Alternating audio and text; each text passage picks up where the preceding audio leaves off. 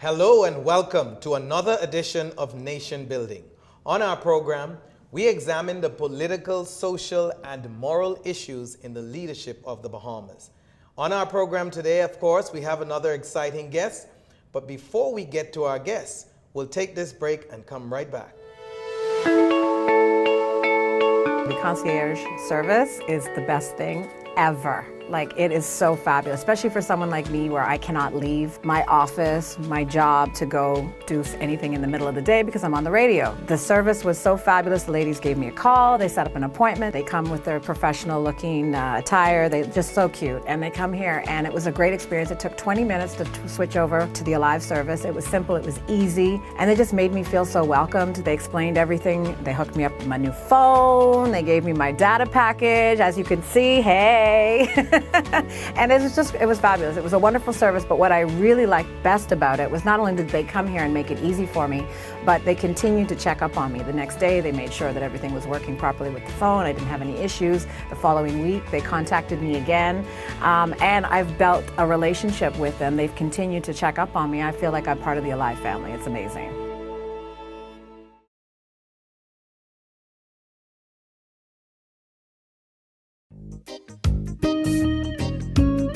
Who said you can't get great quality products at an affordable price? If you want the best quality food products at the most affordable prices, you must pick up the Jamaica Bahama brand of fine quality products at your favorite food store. Products like Jamaica Bahama Coconut Water, the most healthy and refreshing drink on the market. Jamaica Bahama Fruit Punch, the only fruit punch in the Bahamas made from real fruit. Jamaica Bahama Coconut Milk, green pigeon peas with coconut milk, condensed milk, kidney beans with coconut milk, corned beef, green pigeon peas, mackerel, and corn. Jamaica Bahama's fine line of products is available at all your favorite food stores and convenience stores nationwide. Telephone 351-8282 in Freeport and 341-4091 in Nassau. I don't wanna win.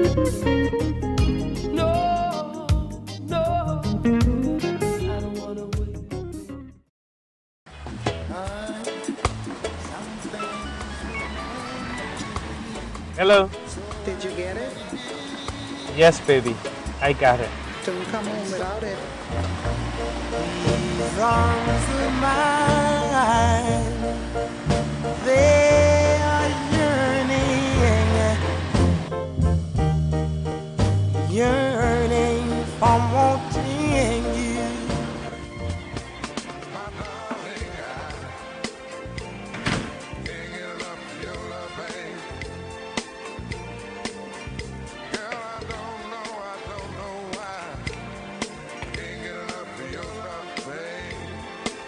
Where is it?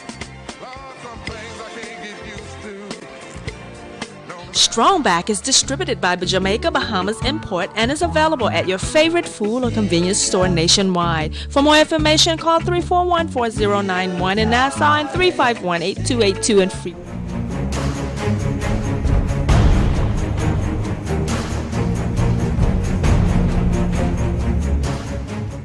Hello and welcome back to Nation Building. I'm your host, Winston Pinnock, and today we have a very exciting program for you. Today we're talking politics. In fact, most days we're talking politics.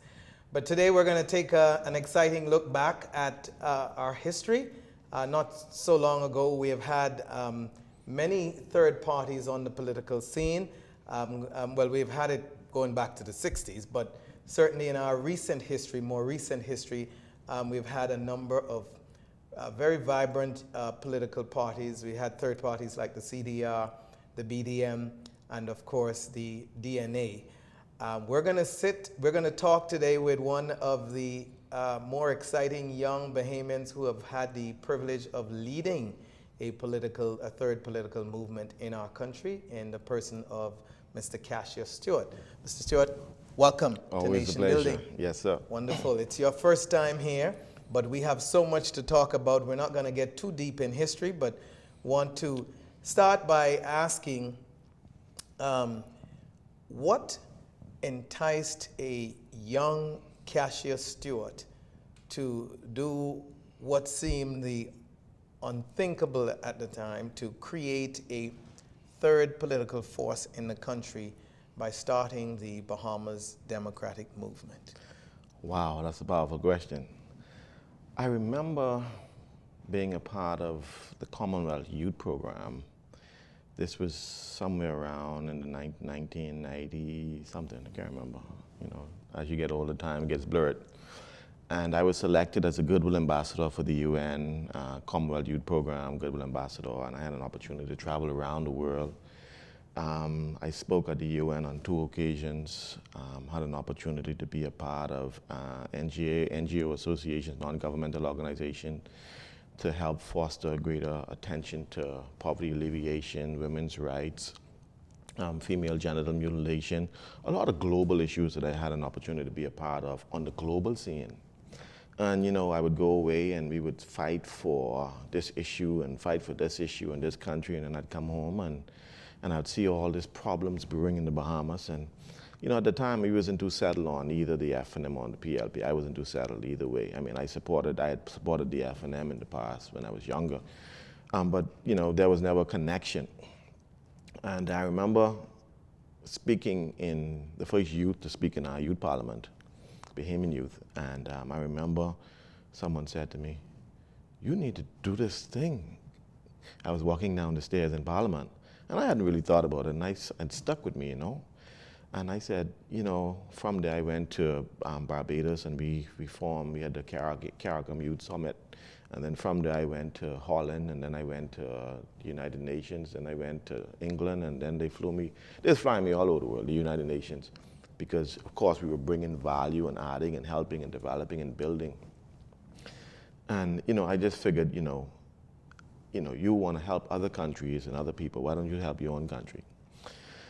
And so we started the BDM. I remember sitting down saying to some of my people, I said, we got to do this, we got to do this. What the name going to be?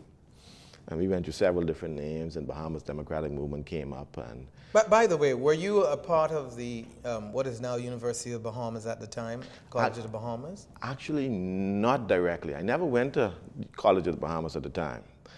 But a lot of my friends, like Howard Johnson and George Carey, and a lot of the people who helped form the party were in the colleges at the time. Right. So every day I would go to the college, and we would sit in the dorms, and we would craft a strategy, and we'd talk about what direction the country should be in, and then we crystallized the vision of the BDM. And at the end of that, we came up with what we call a 40-year plan for the country. And you know, that was brought out of the minds of a lot of young people who really had the ability to see further than where we were. When I announced that to the nation in 2000, everybody was like, "You crazy? 40-year plan? How you can do that?" And then we called it the National Development Plan, 40-year plan. And I remember them laughing at us. I remember them calling me crazy, telling me out of my mind, how could I see 40 years from now? But I did see. I saw the Bahamas, not the one we have now, but it's a different Bahamas I saw. A more productive, more vibrant, cleaner, more energetic, dynamic society. And to be sure, the skeptics at the time that you talked about not believing that this was realistic or possible, was that the older or more senior generation, or was that a part of your own generation? You know, what I found very interesting, my generation did not believe in us. It was the older generation that said to me, "You are on the right track, keep doing what we're doing." It's something I call the mirror syndrome. If you feel inferior about yourself and you look in the mirror and you see me, then you think that I'm inferior as well too. So my generation, when they see me, they see themselves. And if they don't think that they can leave the country, then therefore they say, "I can't do it." So let's go to somebody older because I can't do it, so probably he can't do it. So it's a mirror syndrome that I call. And that was the problem that we ran into, that most of our supporters was not necessarily younger people. That's interesting. And it was more the older people who supported us and who believed in us, because let me tell you something, when you reach a certain age in life, you need to bank on the next generation because you know that the future lies with them. We are almost at the end of the line. So we have to now cast our lots with the younger generation so that they can now perpetuate the vision of moving forward. And so the challenge we had is that how do we get the younger minds to be more dynamic in their thinking, to think beyond where we are and how can we develop a society. And so what I did was I did a lot of creative stuff, when we did the BDM. We put all this on paper, but first of all, anybody could read that because it's too long and cumbersome. So I put it in a graphic form where we designed the University of the Bahamas, and we had the university come out the air and landed in Andros, and we showed how we wanted to build the Andros International Airport now to be the transshipment hub between the Bahamas and the rest of South America and North America and Central America. We talked about how we want to build new hospitals. We want to make Andros a city of knowledge and now move from tourism to edutourism. We talked about how we now wanted to transform the economy of the Bahamas, because most economies move from the agrarian economy to the industrial economy to the service economy. Now and the Bahamas jumped. Well, we still stuck between the agrarian and the industrial. Service economy, we hover in there, but now it's now the knowledge-based economy. Well, some would say that we moved as a country from the agrarian era to the service industry, which is really you're right. not You're transitioning right. Yes. the gradual step. We never had the industrial part. Which worked in some regards to our detriment, because that discipline, the process that of discipline and development and growth never really occurred. We went from a fishing village, some say, to the top of the economic ladder in terms of what we offer very quickly, which is service industry. And what you said is so key, because the process is what they call the law of the farm or the law of the harvest, the law of the harvest. And we learned this in university, that if you cram the day before an exams just to get an A, you don't necessarily learn nothing because you're cramming. But if you take your time and study over time, you'll be able to retain that information long after you left college. Right. And so the law of the harvest says that I want to get it now. But the law of the farm says I want to plant a seed and I want to watch it grow organically, naturally. Isn't that a spiritual principle? It is a spiritual principle. It is a spiritual principle, and it's a principle in which we need to learn that everything doesn't come instantly. We call it the microwave generation, where you get it instantly. But in an economy, in a society, you got to understand that there are some organic growths that needs to happen, and our economy needs to go through that as well too. And so, for us, we wanted to look at how do we now move the Bahamas, heavily dependent on tourism, but not necessarily move it from tourism. It's what they call differentiation. In business, if you have a product, and the product is successful, but every product has its peak. When a product peaks, is what they call differentiation. So you can take coffee and make it into mocha. You can take popcorn and make it into caramel corn. Same thing, it's just a little differentiation. Right. So you take tourism. Some call it diversification. Yeah, diversification, differentiation. But what you call it, what you take tourism and you put a twist on it where you say edutourism. We can sit down with the United Nations and you can say, listen, we will build the International School of Diplomatic Training in Andros, where diplomats from every country in the world comes to the Bahamas for training. Let me ask you a question. How would such lofty ideals, I for one remember the days when the BDM was formed and the many brilliant ideas that came out of you and your colleagues at the time.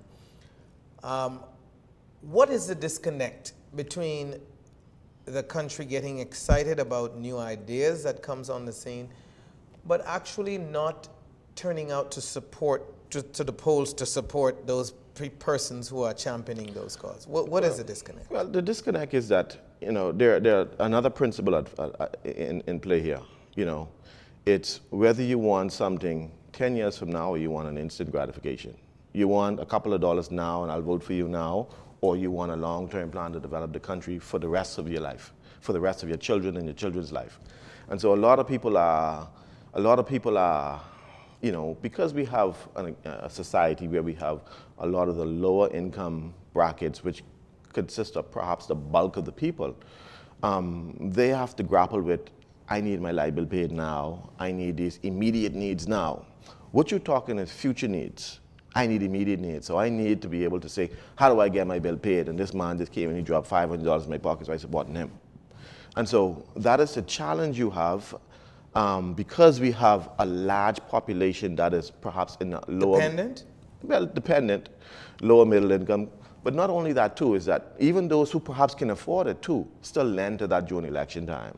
lend to that behavior. If I wait, Are we I as a want to see what I can people, get. are we then as a people a slave to what some say started with the United Bahamian Party way back in the days? Before I studied this, I thought the PLP was the ones that No, started the it's the handout. UBP. But the UBP, history says, mastered the craft of especially in the Family Islands, but across the country, of providing support to our people. Back then it was as cheap as providing flour and basic food items, right? It's evolved, of course, to cash and other things. So my question is, have we, as a people, become a slave to these trappings? Yeah. See, our pastor always used to say, Pastor Miles, is that law creates behavior. And the minute we begin to craft laws that really strengthen our election procedures, then behaviors are adjusted. And so if you say that, if the laws are now enforced strictly, that, certain things cannot be done, only a certain amount can be spent, and so on, then behaviors will be adjusted. But if it's a free-for-all, then, and who are going to adjust those laws? Well, I mean, people put systems in place. Certainly not those who are beneficiaries. You can't let, if you allow the fox to guard the chicken coop, right? Of course, he can take all the chicken. But, systems need to be in place to be able to protect your democracy. The reason why a democracy needs to be protected, because that's the embryonic process of a government. So if the democracy at the election time is corrupt, then the seed of that government, which is started during the election time, that was corrupt then, more than likely you'll be corrupt when you're governing, because you bend the law to get there. To keep it, you'll continue to bend the law. And so we have to find ways where you can make it more create more greater integrity in the electoral process, so that you'll have people upstanding right during the election, during their governance. But you are talking an idealistic talk. But the question is, if persons who share your ideals will ever see the light of day in terms of governing the country to create the laws you're asking for, it means that the Bahamian people, the people you talk about, will have to come around to a mindset that they see the need to vote for people who are going to give them that kind of government, and they have to buy into that. And your own words seem to suggest that they struggle to do that. I mean, it's the evolution of a government, and really and truly, there's certain ways that you can grow. You can grow slowly, you can grow fast. There was a country called Singapore. We all sometimes lend to their success. They became independent in around about 62. We became independent about 61 and 67 and 73, right? From then to now, they have done remarkable job at transforming their society from a peasant class to a first class. What is the difference between them and us? There is no difference. Discipline? The discipline. You see, our preamble says that our self-discipline is a part of who we are as a country. Supposed to be. Supposed to be. If we adhere to what the preamble speaks of, that self-discipline, whether it comes from the electoral process to governance, has to be a part of what we do. And then Lee Kuan Yew always talks about excellence. People got mad at him because he would punish people for throwing gum on the streets. And he said, I put that law in place because I don't want you to offend one person. If you spit gum out and one person steps in it, you offend them. So nobody could chew gum. So, you're a dictator, but the country is the cleanest country in the world. You understand? So what do you want? You want the country to be filthy? And so, but there are certain steps you have to take. There are certain things you got to do. When Lee Kuan Yew took the power, he said they were very poor. They used to just manufacture mosquito coils. They went into Malaysia and people thought they were going to fail. But he said that, they were determined to succeed. So what they put in place is they put in the National Force Savings Plan, where they put everybody to work. Part of their money, part of everybody's salary went into an account, and the government matched it. They could only touch that account when they retire. So everybody in Singapore had a retirement account when they retire. They could use that money to buy a house. They could use that money to invest, but they can't use that money to spend lavishly. And so now everybody have a nest egg and a cushion at the end of the day. They would do when Hewlett Packard came to invest in that country, They took the National Insurance Fund and they partnered with Hewlett-Packard and they partnered with everybody. So 50% of all the earnings of these big companies went back into the treasury. So what they developed, their profits were higher than their GDP. And so you got to find strategic ways to generate wealth as a country. And what I think our government has failed to do is that we think that all the wealth that's supposed to come to the Bahamas should be developed in the Bahamas. America has been around for about 200 plus years, right? And they have embassies all over the world. And these embassies designed to make sure protect American interests wherever they are. So in the Bahamas, the embassy here is designed to protect the interests of America. That means find jobs, make sure that they can get access to corporations and so on and so on. So that when American companies in the Bahamas now export their money back to America, that money is taxed. So America is getting money that was not necessarily generated in America. In the Bahamas, we have embassies in Cuba, in China, but do these embassies work for Bahamian interests by making sure the Bahamian corporations can go into Cuba and develop businesses so that when the money is exported back to the Bahamas, that is taxed? You see, you have to be creative when you talk about generating wealth for a nation. We have a small country, 250,000 people, and we can tax them people to death in order to be able to survive. That's why the government is borrowing and borrowing and borrowing, because the amount of money we bring in is not sufficient to keep us going because the population is too small. And so what happened is that because it's so small, we got to find new and creative ways to bring wealth into the country. And so part of that is to making sure that the domestic arm of the Bahamas can be exported out. In other words, let Winston Pinnock take $100 million invest in China. When he bring that money back, we can tax that money. Now, Winston Pinnock don't have $100 million. You're watching Nation Building. I'm your host, Winston Pinnock, and we'll be right back after these messages. I've been a customer for the past 2 years, and I will say the quality of the service is very good. During my trip to Andros, I was connected the entire trip. So that was really good. I was able to contact my family members and let them know how the trip was going. We touched land, we're here. So it was very good. And I really appreciate that. And also during times like when we had the storm, it was really good to have that service to reach out to our loved ones to make sure everyone is okay. And I really appreciate Alive for that. And even when there's a little technical difficulty, they always send out a little text message to let us know exactly what's going on. I'm happy to be alive, and I believe in best.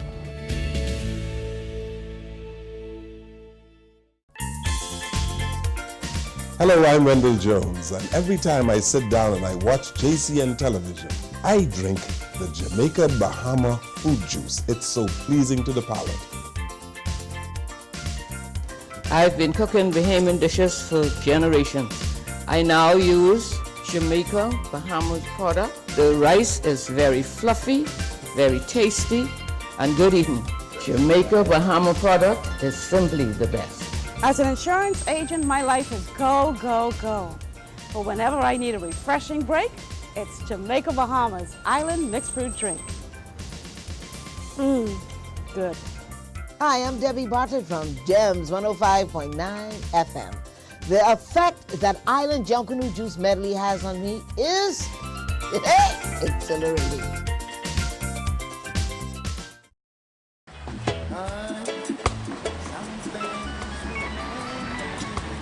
Hello. Did you get it?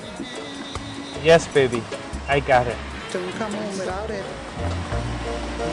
These arms of mine, they are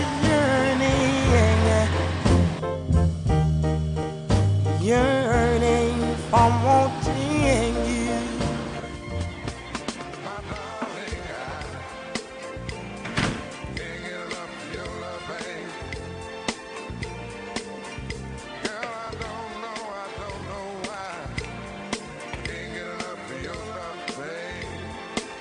Where is it?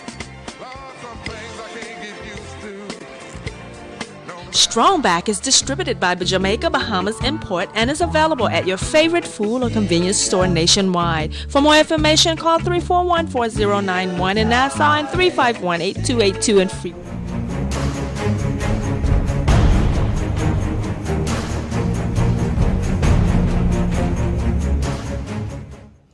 Hello and welcome back to Nation Building. I'm your host, Winston Pinnock, and I'm here today with Mr. Cassius Stuart. Of course, Mr. Stuart was the leader of the Bahamas Democratic Movement, who contested several elections and I believe a by-election in our country. Let me, before we move on in this segment, Mr. Mr. Stuart, to ask you, you speak very passionately and eloquently, and obviously you clearly demonstrated in the first segment so much ideas and thoughts about what you and others envisioned as a future Bahamas.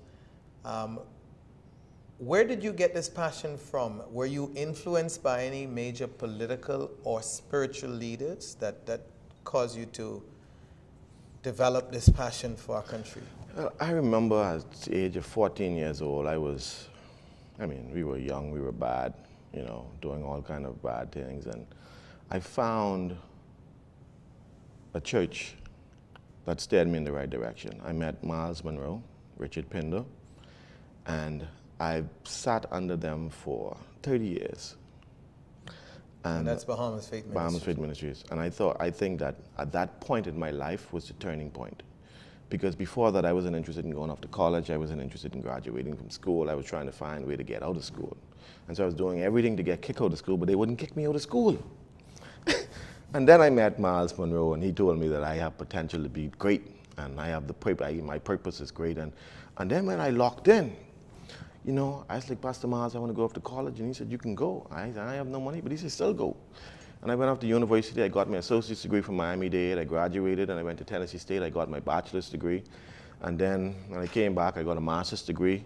And, it was because I had something to believe in. And I found a greater purpose. And buried in all of that was the passion to make your country great.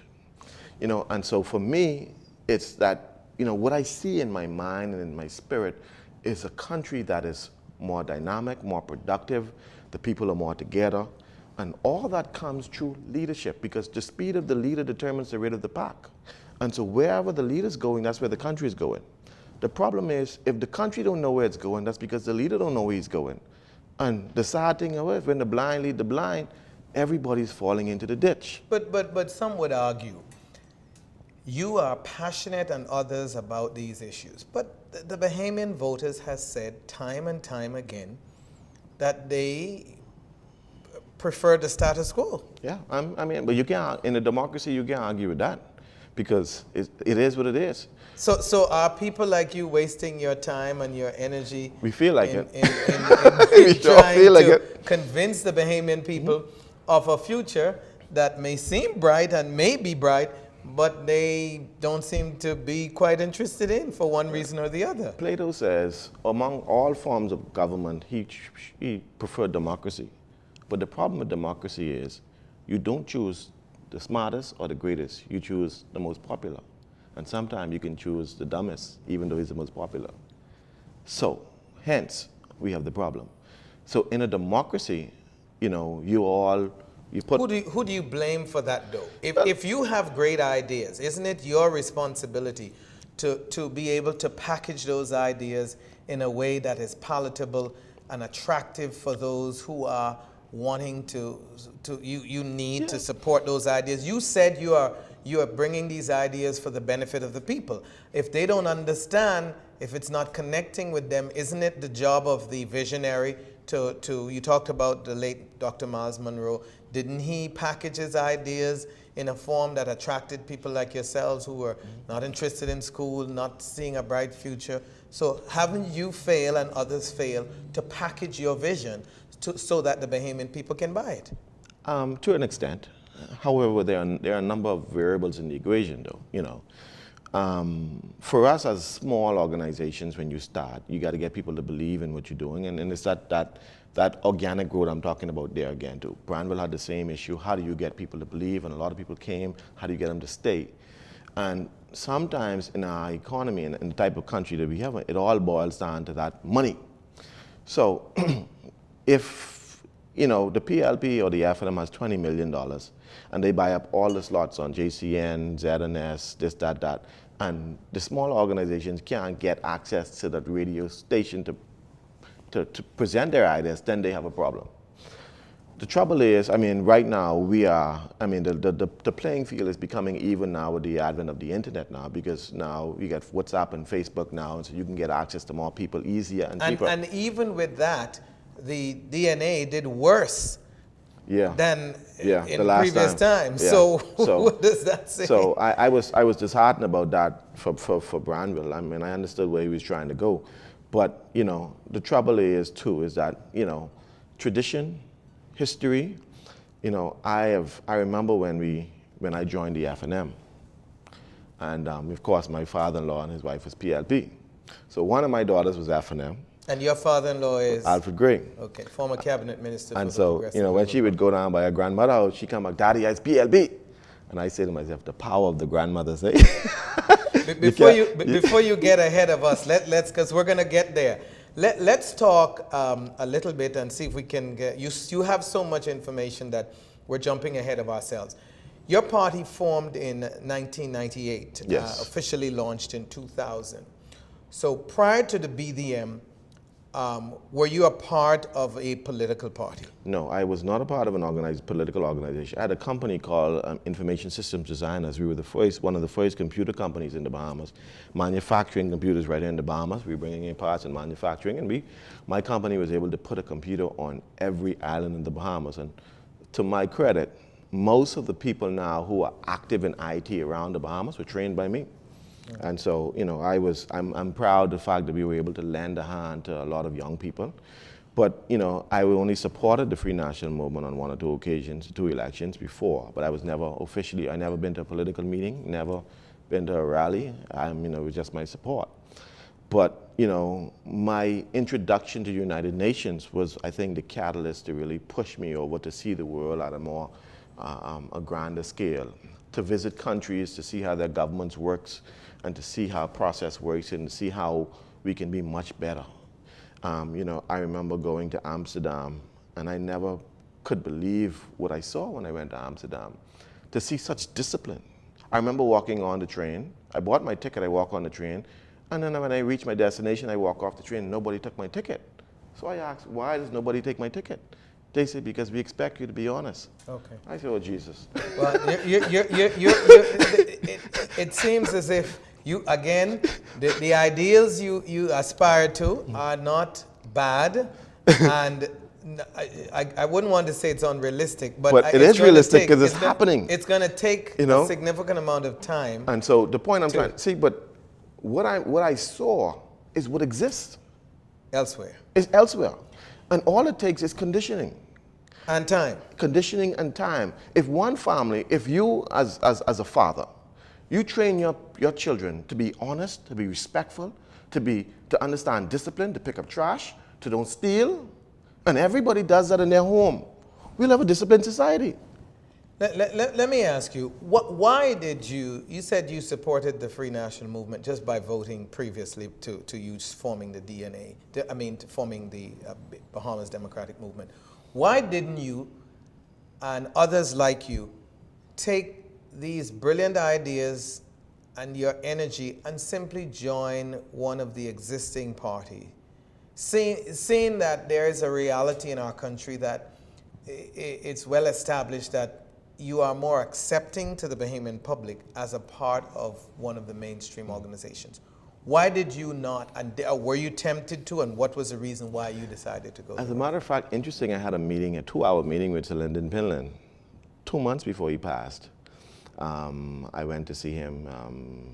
Fred Mitchell took me to see him, and him and I had a very interesting question. He asked the same question. He said, why don't you just join the PLP or the FNM?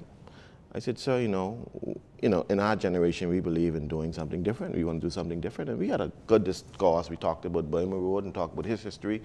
And I talked about the future, where we want to go, you know. And he said, son, you can be successful, but you got to be willing to pay the price and show the Bahamian people you're serious.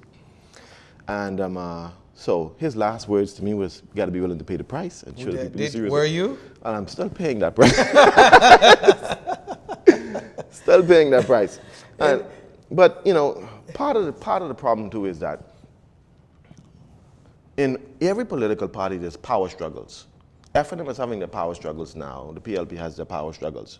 The FNM isn't having a power struggle. The FNM is in government. And having its power. The Prime Minister and having its power struggles. And will always have its power 34 struggles. seats. I mean, there's no realistic. I mean, you see the gossip going around the media, but there's no. I've been in the FNM, right? The FNM is having a power struggle. So says Cassius, Stuart. Right. And so when we joined the FNM, I sensed that same power struggle. Okay, you're jumping ahead of me again. In December 2001, your deputy leader, Omar Smith, and yourself handcuffed yourself to the mace at the House of Assembly. It was quite dramatic, made headlines. You definitely, who didn't know about the BDM and Cassius Stuart certainly knew then. It was compared to the great event way back when Sir Lyndon threw the mace out of the House of Assembly. Was that just antics or just to get headlines, or what was the real reason for doing that? Remember history now. In the 60s, Sir Lyndon protested against the UBP for gerrymandering.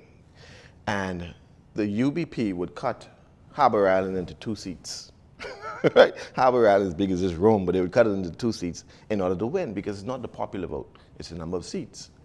And at the time, when we supported the Free National Movement in '92, so the then Prime Minister Ingram was fighting against the Pillen administration for gerrymandering. And so in the manifesto 92-97, they spoke about how we're going to create an independence constituency boundary and so on and so on. That was never done. When we started to do our protests against gerrymandering, they were cutting the boundaries, doing the same thing that they spoke against the PLP, who spoke against the UBP. And so the same problem was being perpetuated. And we wanted to make a statement that at some point in our democracy, we got to live with what we say. And the idea was, well, it's pinning them throw the mace out of the window. Let's go handcuff ourselves to the mace window. And then they say, you got to go do it. I say, me? And so I said, oh, goodness gracious, I'm the leader, so I got to go, eh? And so we decided we was going to do it on that Thursday. And we sat in the House of Assembly, and I had the handcuff on, and I remember the mace going up, and all of a sudden, they say, Parliament is going to resume till Monday. I say, till Monday? So I now had this handcuff on me stuck. So you had it hidden in your... Yeah, and I had it hidden on. It was locked on. We already had it, because we put, and then one of our members said, why don't you put crazy glue and sign so they can't get the key off? I said, man, you ain't want them to get it off? I want them to get it off. So they jammed it with crazy glue and sign, so I couldn't get it off. So that day I had to go home and get the hammer, and I'm knocking this handcuff off my hand. So before you had to, you had it with one open. One obviously. open, right. So you ran to the... Right, so that Monday, we went to Parliament again. And I remember we sitting in Parliament, and Carl Bettle come, with teaser. Oh, you wearing all black today, Mr. Stuart? He teased me, like he always does. And so I remember, the Prime Minister spoke, and he sat down, and then he said, oh, Mr. Speaker, I have a correction. And he got up, and the guy who sits in front of me, he moved. The Clerk of Parliament? And that's when the mace was open, and we just walked right up there. Oh, so you didn't run? No, we walked diluted. The Speaker of the House said, you cannot be up here. And I said, Who was the Speaker at the time? Italia Johnson. Miss, what are you doing here? It's wrong. And I grabbed the mace, and I locked it. And Omar was in the back of me, and he seen him jump over me, and he locked it too. And I was supposed to give a speech. And I remember standing up, and I gave the wrong speech. And I remember the police officers, them jumping all over me, and they was trying to get it off, but they couldn't get it off because the crazy glue and sign with it. So the object was, the point was, see, the mace never leaves Parliament. They were supposed to take us in the Speaker's room and cut it off. They took us to Central Police Station with it. So that's the first time it left Parliament since Pillen threw it out. And, that was the impetus that gave the PLP life that very same day. Because I don't even remember, I remember watching TV from Central Police Station, and I remember Perry Christie standing up, and he was pointing at Hubert Ingham, and he said, you sit down, blah, blah, blah. And from then on, that was the momentum that led Perry Christie to win the next election. You're watching Nation Building. I'm your host, Winston Pinnock, and we'll be right back after these messages. The concierge service is the best thing ever. Like, it is so fabulous, especially for someone like me where I cannot leave my office, my job to go do anything in the middle of the day because I'm on the radio. The service was so fabulous. The ladies gave me a call. They set up an appointment. They come with their professional looking attire. They're just so cute. And they come here, and it was a great experience. It took 20 minutes to switch over to the Alive service. It was simple. It was easy. And they just made me feel so welcomed. They explained everything. They hooked me up with my new phone. They gave me my data package. As you can see, hey. And it was fabulous. It was a wonderful service, but what I really liked best about it was not only did they come here and make it easy for me, but they continued to check up on me. The next day, they made sure that everything was working properly with the phone. I didn't have any issues. The following week, they contacted me again, and I've built a relationship with them. They've continued to check up on me. I feel like I'm part of the Alive family. It's amazing.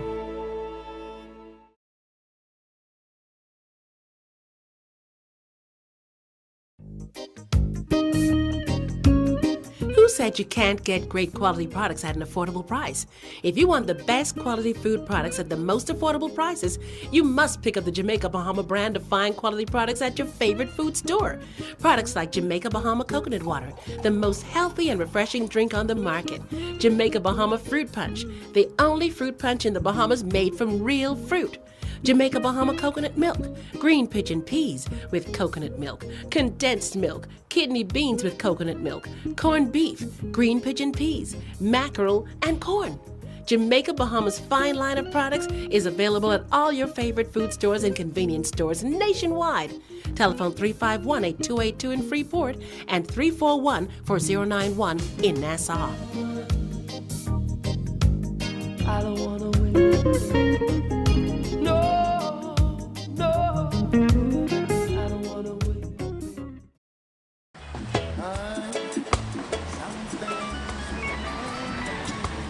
Hello. Did you get it? Yes, baby. I got it. Don't come home without it.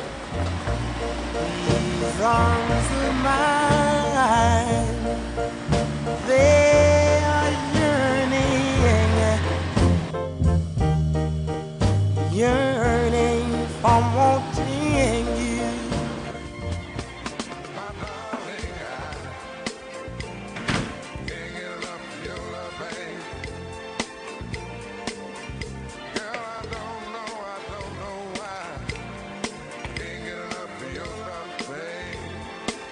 Where is it? Strongback is distributed by Jamaica Bahamas Import and is available at your favorite food or convenience store nationwide. For more information, call 341-4091 in Nassau and 351-8282 in Freeport.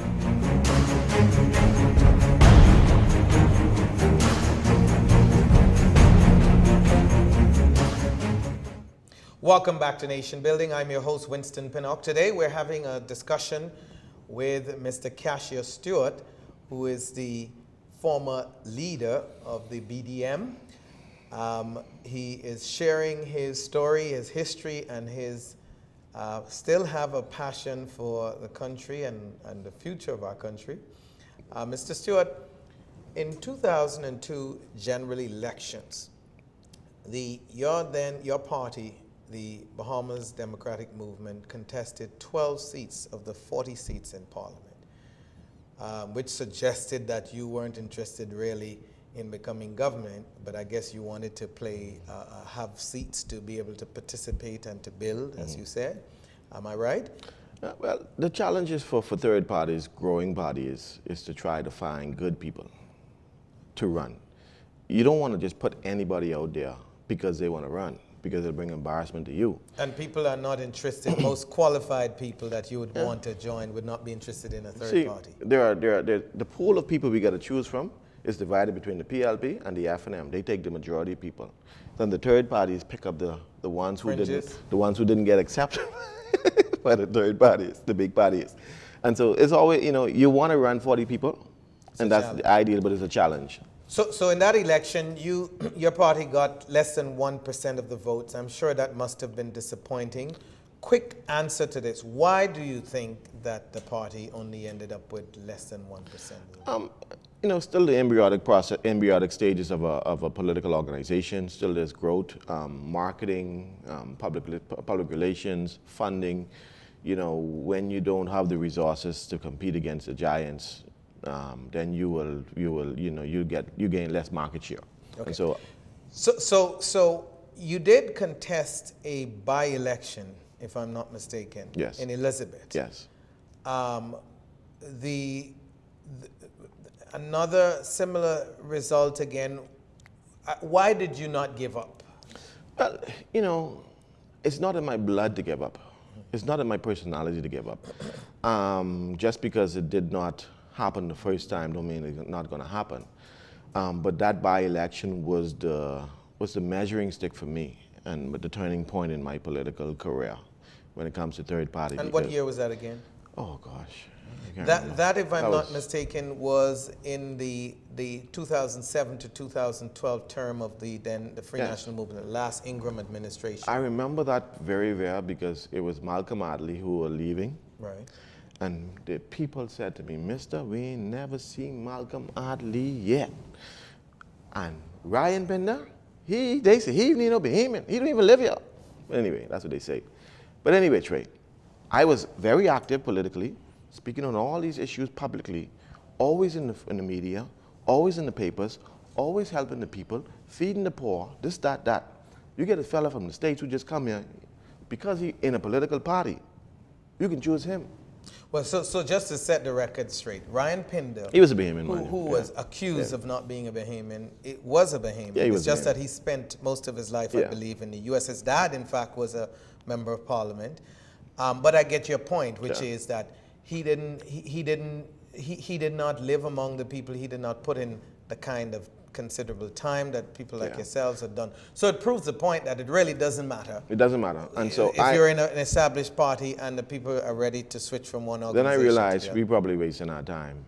We probably wasting our time in third parties because when I saw the Ryan Pinder won, me and Ryan is good friends. I love Ryan. He won, but he had no presence in the Bahamas. The PLP won. Then I understand how this thing goes. Okay, even before that by-election in 2005, on March 24th, I believe, you pulled off another scene in the House of Assembly where you and your deputy Omar Smith blocked Prime Minister Christie from accessing the House of Assembly. Quickly, why did you try that? What drove you to do that? Well, let me create the scene. Do it quickly. It was Stubbs who was declared bankrupt. Sidney Stubbs. And Sidney Stubbs. The law states that you cannot sit in Parliament if you're declared bankrupt. Right. And so we thought we have to make a statement. At the time, the FNM, led by Tommy Turnquest, was the leader, was protesting outside of Parliament. Because Tommy didn't have a seat at the time. Right. He was a senator then. We was a smaller organization. We decided we got to do something even more grander than Tommy. Okay. And so as the Prime Minister was coming, we said we got to make sure he don't get into Parliament. And so as Prime Minister came towards us, we formed a human chain. Right, that was Prime Minister Perry Christie. Prime Minister Perry Christie. We formed a human chain to block him from getting into Parliament. And of course, it was very dramatic and very exciting. And you got arrested. We got arrested and was taken to Central Police Station. How long did you stay in Central? That time only about an hour. I had to let him go. Right. Were you ever charged or? No, we were charged with the first incident for handcuffing yourself. The proceedings, disturbing the proceedings of the House and the Senate. Were you brought before the court? Yeah, we went to court for a year. Yeah, and the result of the case? When the PLP won, they decided to drop the case. The PLP decided to drop the case? Yeah. I thought we have a judiciary, independent judiciary. Well, I mean, I guess you mean the Attorney General's office? The Attorney General's office. They didn't have a case. A case to proceed. All right. They chose not to. So what happened in 2000, after 2007 general election? That was the second election you contested and wasn't successful. Then the by-election in Elizabeth, which told you it was time to move on and do something else. I want you to explain to us why you chose the Free National Movement over the Progressive Liberal Party when your very wife was the daughter of a former cabinet minister under the PLP at the time. Mm-hmm, mm-hmm. Was at the time a current cabinet minister How did that go? At the time it was not necessarily driven by myself alone as an organization. We all looked at both cards. We met with the Prime Minister Christie, we met with Ingram and his team, and of course we had several deliberations, back and forth discussions, and at the end of the day the team decided that it may be at the best at this time to go with the Free National Movement, even though we knew that the Free National Movement was losing market share and was not looking good in the eyes of the people. The goal was, let's go and see if we could lend our support, lend our help, and I guess add value to the organization. Partly too, though, we did not win that election. The FNM did not win that election, and I did not win. Partly too, because it was more of I think that election was more personal, When you say personal, against who, the leader? Against Ingram. Because I had people who lived in Bamboo Town who were FNMs, who had personal issues and said, I couldn't vote for you because I had a personal issue. I said, but Ingram didn't live in Bamboo Town. I was in Bamboo Town. But they had some issues. Right. And part of the two, that's when the Prime Minister took on the road expansion project and so on, but they didn't see the wisdom in what he was doing. At the time, the country was going into recession. And he was stimulating the economy by creating jobs and services through capital expenditure. But at the same time, he was expanding the economy, expanding one of the largest capital expansion. And some say that while the project was a good project, they simply took on too much at the time. And my own observation also and study said that it would have been wiser had they gone ahead with that project at the very beginning of their term, because it would have been completed by the time they faced the general election. But also part of the problem too is that when you're dealing with capital expenditure, changing all old pipes and so on, you have to do it all simultaneously sometimes. And so, but I mean, there's a debate about that, but the point is well taken. And so you ended up in that election with 33.5% of the vote, and you lost to Renwood Wells, who was a PLP candidate at the time, who got 39%. And so you were in a four-way race. Do you think you were set up? I mean, was that the choice of being sent to Bamboo Town? Was that in retrospect a bad decision, or you'd have followed it? Well, I mean, people thought it was a setup. Ingram did not send me in Bamboo Town. What happened was the Bamboo Town Association asked him if I could run. He called me and he said, go and have a look. I went down and I met with them and we had a look. We did a walk around. I called them and I said, listen, I think it looks good. I'll take it. Okay, so it was your choice, just for the record. Why did you not participate in the 2017 general election? After all, you had made your entry into the Free National Movement, you and your team, in 2012. You had lost, the party had gotten wiped out, so there was no reason to take personal responsibility for that loss. I mean, the party had been completely wiped out, and as you rightly said, and Mr. Ingram said himself, he took responsibility for that loss. So it would seem natural and logical that in the next general election, again, young, bright Cassius, Stuart, and others would be candidates. You had a new leader, of course, in the person of Dr. Hubert Minnis at the time. What went wrong? Why did you? In fact, I was even reminded that you had considered running to be deputy leader of the Free National Movement in the ensuing convention. Yeah, I did. What went wrong? I took, after joining the FNM, I realized that I had one ally in the FNM, and that ally was removed. And that was? Hubert Ingram. Okay. And I did not have... Yeah, he moved himself. Yeah, he moved himself. I did not have the will, nor the time, nor the patience to fight. In that, every political organization get their internal struggle. I wasn't interested in that fight and that riff and that raff, and after I pulled out of the race after I saw some stuff that went on, and after I sat down for a little while under the FNM, I realized that I don't want to be here anymore, because part of the problem is that the leader doesn't engender that degree of trust. One. When you say the leader doesn't engender that degree of trust, are you saying he was not trustworthy? What I'm saying is the leader does not, when you say one thing and do another, then people have a problem with trusting you. And so, and that was your experience with the then leader, now Prime Minister yeah, of the country. coupled with other issues too.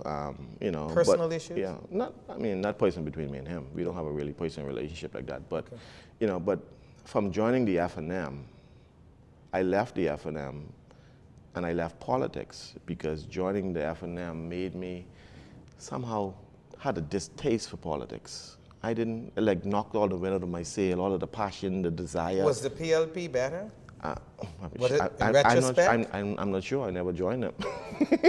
So granted, all political parties got their problems, and you know, for me though, it was I had a bad taste in my mouth. Okay, so fine. So you were uncomfortable. Let's put it mildly. Yeah. You were uncomfortable with what you saw coming out of the leader. Yeah, and I had questions. I had questions with the leadership too. I mean, fine. you know. So you decided to sit it out. Did the leader of the Free National Movement, now Prime Minister Minnis, ever reach out to you in a serious way to say, Cassius, you're a young man with a lot to offer. We'd like to have you consider running or being a part? No. Okay. You know, one of the issues I had with, you know, being in, I mean, you and I have been in third parties, and one of the things we understand as leaders and as leaders of parties is that you got to have a connection with your people. And I remember when the second leadership race, you know, he was calling me, Loretta was calling me, and I refused to answer either of their calls. And, you know, I saw him the next day, and he said, how come you didn't answer my call? I said, sir, I've been in this party now for 3 years. You never once pick up the phone and say, hello, how you doing? How your family doing? But you can call me to ask you to vote for you. You know, But most leaders do. No. Most leaders don't do that. We came from a ministry who our pastor taught us what leadership is about. When even if Miles got to call me 1 o'clock in the morning, he can call me. So Lyndon was the same way. You were special. No, it wasn't special. You do that as a leader. You got to know how to keep your people together. And I don't ask you for nothing. If I say, I just call and say hello. How you doing? How's your family doing? If you as a leader does that, people will love you. We're coming to the close of our program, and I have to ask you these 3 quick questions and want some rapid response from you. Is the third-party idea in the Bahamas practically a dead idea? Would you advise other young Bahamians, upcoming Bahamians, leave it alone? No, I don't think they should leave it alone. I think third party is a good training ground, a development ground for great leaders. Okay, so it's a training ground. Should the Bahamian people expect to see Cassius Stuart, who still have bright ideas and a vision for the Bahamas, in the future, in 2022 or whenever the next election is called? Is it possible that, or should they expect to see you? I haven't worn a suit in so long. I'm back. So you're announcing today on Nation Building that you're prepared. I will now begin to become more active politically. And you desire to play a role in your country politically. I can't allow my country to go down the path it's going. So Cassius is saying he's coming back in 2022. We'll be looking out for that, and we'll see. Are you still a member of the Free National Movement? No. Okay. I haven't officially resigned yet. Okay. Sounds like I'm not active. Sounds like you're going to join the PLP. That's how it sounds to me. What is your hope for 2022 and beyond for the country? I just hope that, you know, we become a more dynamic society. And I mean dynamic where we could now have a more aggressive economy. I think one of the greatest hindrances to entrepreneurship and development is the government itself. Its policies, its restrictions, its regulation. It kills small businesses. We have to find ways of leveling the playing field so that the economic pie can be dispersed to as many Bahamians as possible. And then we got to create a future for all generations of Bahamians. We got to make sure that education is a pivotal part of our society where we can continuously train and develop Bahamians to be the best that they can be. And also, too, I believe that the health of our country is really directly to the productivity of our country. We need a more healthy society. So we got to now, as a country, become a more healthy society. And once we do that, I believe that we'll be on the right track. Mr. Stuart, thank you so much for coming and sharing your thoughts with our public. I am sure that viewers are happy that you've come back, as you have announced here on Nation Building today. On behalf of all of us at Nation Building, I want to thank you so much for tuning in this week and watching our program. We continue to bring you educational, informative, and great programs here on Nation Building for you, our viewing audience. Thanks, and join us next week.